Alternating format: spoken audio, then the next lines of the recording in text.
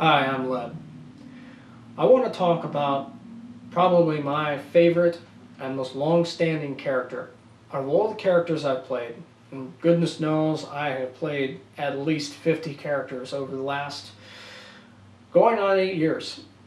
Um, I wanted to talk today about my favorite character from the Star Wars roleplays, Sag Aldai. This character has practically defined writing and roleplay for me as a writer, almost as much as the character Turog.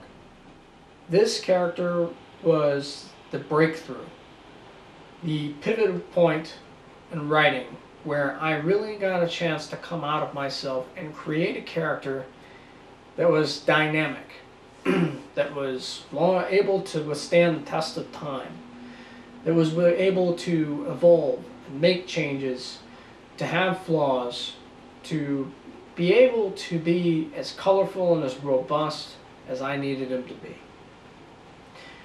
To take a look at Sag, if you've ever roleplayed in the Star Wars universe, it is filled with many kinds of creatures. All types, all shapes, all sizes. To look at the Dug species, it is one of the most complex and unique species there is, both physically and mentally. This particular species is a very difficult species to play out as a role player because of how unpredictable and irritable their nature is, as well as getting the physics down of how their body moves. A character whose hips are their shoulders, whose arms are the legs, it's very, very difficult to figure out when you're trying to get motion. And I have to tell you, when trying to type out all of that, it gets very confusing. Now, also looking at the Dug species in general, their species is not what one thinks at first. In Star Wars Episode 1, you see the Dug in Sebulba. A very irritable, very aggressive character. But what you don't see is what drives this character. You really don't see underlying motives, you don't see a history, you don't really get to step in and understand how this character thinks and feels. With Sag, I was able to do just that. The Star Wars Naboo roleplay setting allowed me a beautiful break in the timeline where I was able to set this character in a time right around 40 or so years, or excuse me, 20 or so years following the Civil War on Malastare. The Grand species in the Star Wars universe invaded Malastare. The Republic did nothing. The Dugs, after years of fighting, finally gave in and they lost the war to kill their home planet. Now the planet is governed by the Grand and with the sprinkling of Dug leadership. However, the Dugs are no longer the dominant species on that planet, much to their anger and dismay. Sag was a product of that war. Sag had been an officer during that war, a young officer, a pilot, fighting an unwinnable war against a very, very dangerous and unforgiving foe.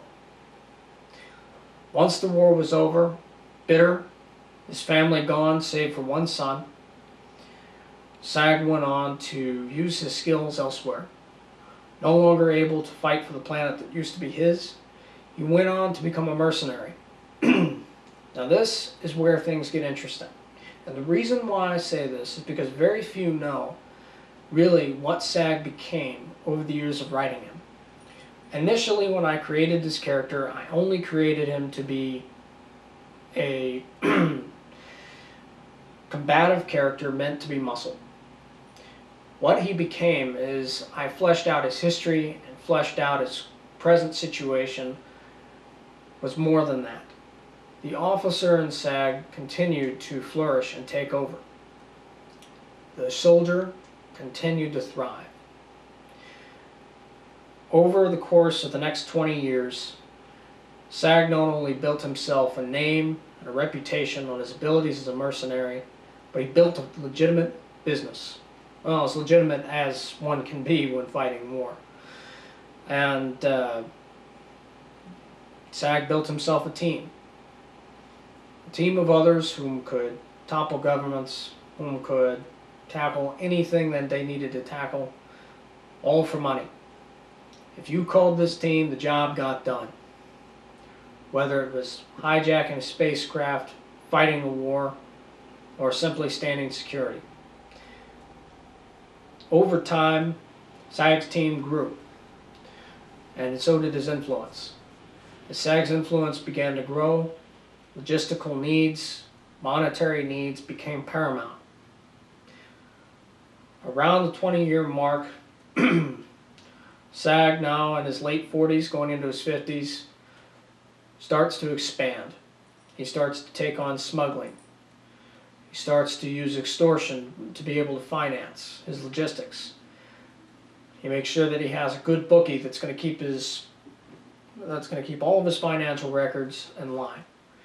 SAG begins to grow.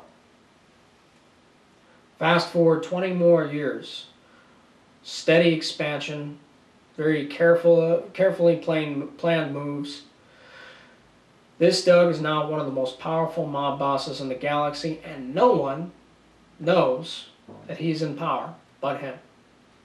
Every team thinks that they're doing little jobs and little favors for him, but they're all part of his network. SAG has friends, he has workers. The people who know what he is and whom he is won't talk. Those who don't but work for him anyway are all part of the threads that he continues to pull and tighten just to get what he needs. SAG, able to retire, plenty of money in his pocket, continues to pull the strings as he readies himself for the steady succession of his own son, SAG Jr. Sag-El-Dai Sr. is now the most powerful and one of the most robust characters that I have.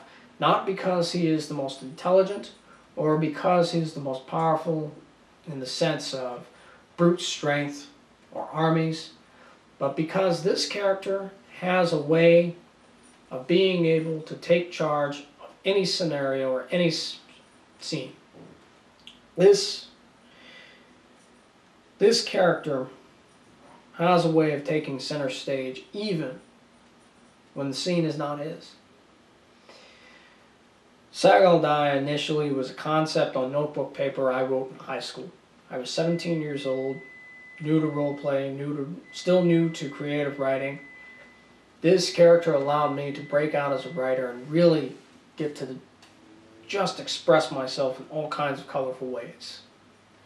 For those that have seen SAG, SAG is colorful, to put it lightly. This character is very vulgar, often profane, extremely violent. Some would say that Sag-El-Dai is a bad guy. They probably wouldn't be wrong. But the reality is that this character, like all good mercenaries, like all truly good characters, is neither light nor dark. He falls in that gray middle zone where he's neither good nor evil. He just simply is.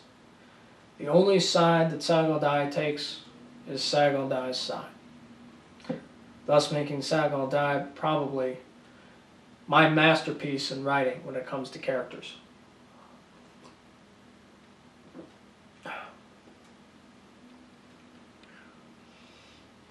After 7 years of development, Sag-El-Dai continues to be my most widely known and best played character that I have. And it's probably one of the few characters that I would refuse to shelve or get rid of because of how well this character has done over the years. Eventually, the book will close on this character and his time will be up. When it does, like the rest of his long and colorful life, it will be absolutely spectacular.